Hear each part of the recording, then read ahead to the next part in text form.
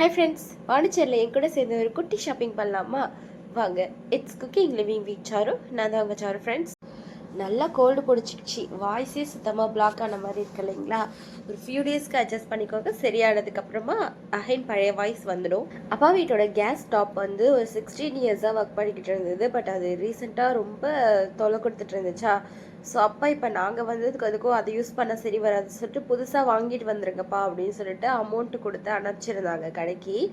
So நாங்கள் வந்து கடைக்கு போயிட்டு நிறைய மாடல்ஸ் எல்லாம் பார்த்தோம். பட் பட்ஜெட்குள்ளே வந்து எதுவுமே அடங்கலை அப்படின்றதுனால எங்களுக்கு வந்து இந்த மாடல் பிடிச்சிருந்தது. ரொம்ப சின்னதாக காம்பேக்டாக இருந்தது. நாங்கள் அதை செலக்ட் பண்ணிட்டோம். ஓவரால் அந்த கடையோட வியூ வந்து நல்லா இருந்துச்சு.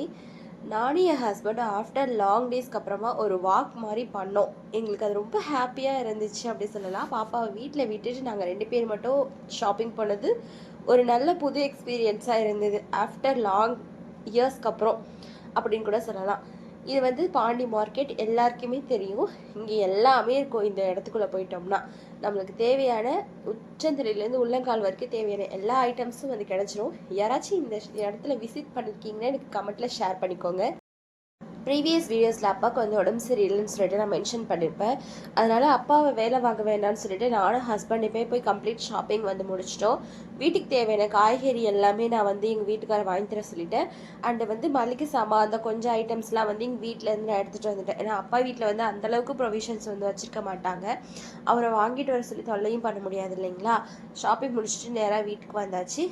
பாப்புக்குட்டா வந்து எங்கள் கூட சேர்ந்துட்டு அன்பாக்ஸ் பண்ணுறதுக்கு வந்து ரெடி ஆகிக்கிட்டு இருந்தாங்க. நாங்கள் வந்து விடியம் பிராண்டில் தான் வந்து வாங்கியிருந்தோம். அப்பாவுக்கு வந்து அவங்களுக்கு அதிகமாக யூசேஜ் கிடையாது அப்பாவுக்கு. அதனால் வந்து அவர் சிம்பிளாக சமைக்கிறவர் அப்படின்றதுனால அவருக்கு வந்து இதுவே காம்பேக்டாக சூப்பராக இருந்துச்சு. இது உள்ள ஒரு ஆள் எப்படி இருக்குது வியூ அப்படின்னு சொல்லிட்டு பார்க்கலாமா? ஸ்டெயின்லெஸ் ஸ்டீலில் தான் வாங்கியிருந்தோம். அப்பா வந்து கிளாஸ் டாப் வந்து வாங்கியிருக்கலாம் இல்லாமல் கேட்டிருந்தாங்க. அது வந்து பட்ஜெட்குள்ளே அடங்கவும் இல்லை. எங்கள் பட்ஜெட்குள்ளே கிடைக்கிறது வந்து குவாலிட்டி வந்து பெட்டராக இருக்காது அப்படின்ட்டு அவங்களோட சைடில் வந்து ஷேர் பண்ணியிருந்தாங்க. ஆன்லைனில் அவைலபிள் தான். பட் நாங்கள் இப்போ வந்து சடனாக இங்கே வந்து ஒரு 1 வீக் ஸ்டே பண்ணுறோம். பாப்பா வச்சுக்கிட்டு என்னால் ரொம்ப நேரம் ஒரே பர்னரில் வந்து சமைக்க முடியாது அப்படின்ற ஒரு கன்சர்னுக்காக இது ஒரு எமர்ஜென்சி பிக்காக இருந்துச்சு. அதனால நாங்கள் வந்து வாங்கிட்டு வந்தோம். ஸ்டெயின்லெஸ் ஸ்டீல் வந்து சூப்பராக அப்படியே பளபளன்னு மின்னுச்சு. கொஞ்சம் ஒரு டிஃப்ரெண்ட்டாகவே இருந்துச்சு பார்க்குறதுக்கு. அன்டில் அப்புறம் இது கூட சேர்த்து நாங்கள் வந்து ஒரு நைஃப் எடுத்திருந்தோம். அது வந்து பிரீத்தி பிராண்டில் வந்து வந்துச்சு. எங்கள் ஹஸ்பண்ட் எடுக்கும்போதே சொன்னார், இது வந்து புது நைஃப்மா, கையில் நிறைய வெட்டுப்படும் அப்படின்னாங்க. பட் அவ்வளோ ஷார்ப்லாம் கிடையாது. பட் வெஜிடபிள்ஸ்லாம் வந்து பக்காவாகவே கட் பண்ணிச்சு சொல்லலாம். வீட்டுக்கு போகல கண்டிப்பாக இந்த நைஃப்பில் ஒன்று பிக் பண்ணணும் அப்படின்ற அளவுக்கு வந்து நான் ரொம்ப ஹாப்பி ஆகிட்டேன் அந்த நைஃப் வந்து யூஸ் பண்ணக்குள்ள. அப்புறமா பாப்பா, அப்பா, எங்கள் ஹஸ்பண்ட் எல்லாருமே வந்து இந்த அசம்பிள் பண்ணுறதுக்கான ஒர்க் வந்து பார்த்துட்டு இருந்தாங்க. மேடம் அதுக்குள்ளே வந்து இந்த ஸ்பேனர் ஒன்று எடுத்துகிட்டு அதில் வந்து நல்லா கோடு போட்டு வச்சிட்டாங்க. அதை தான் எங்கள் ஹஸ்பண்ட் வந்து சொல்லிக்கிட்டு இருந்தாங்க. புதுசாக வாங்கினோம் அதுக்குள்ளே கோடு போட்டுட்டிங்களா நீங்கள் அப்படின்னு சொல்லி கேட்டுட்டு இருந்தாங்க. அண்ட் அசம்பிள் பண்ணுற ஒர்க் எல்லாமே நல்லபடியாக முடிஞ்சுது.